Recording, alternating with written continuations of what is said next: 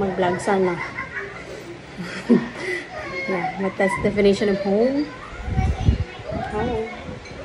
Pusis ni John. Ay, tuwa. Init.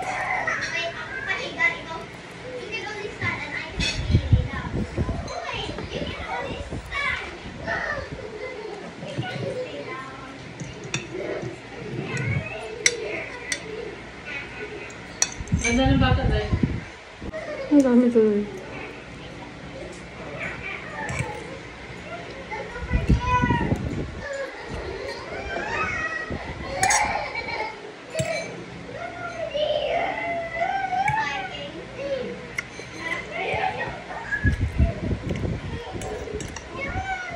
So, I use Thai basil kasi wala akong sweet basil ngayon.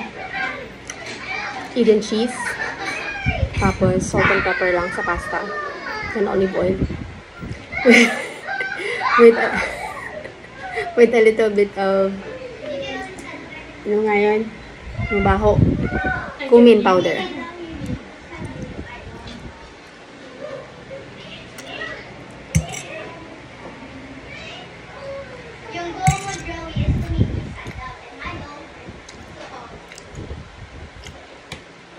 If you guys want to taste my pasta, you can order at my Facebook.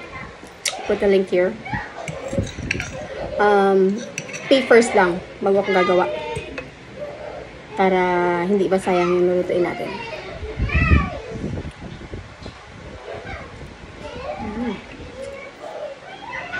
Harap. Lahat ng perishable na food or businesses needs down payment or pay first policy. Dapat i-apply. Okay?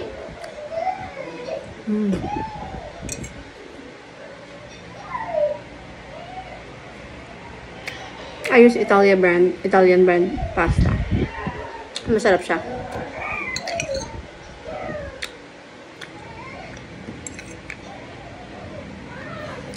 One thing I like here in Puerto Princesa City is mura yung mga bilihin.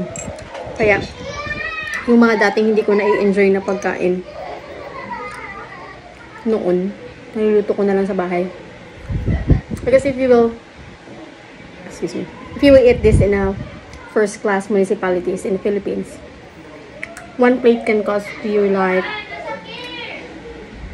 300 to 400 per plate. A la carte. One serving.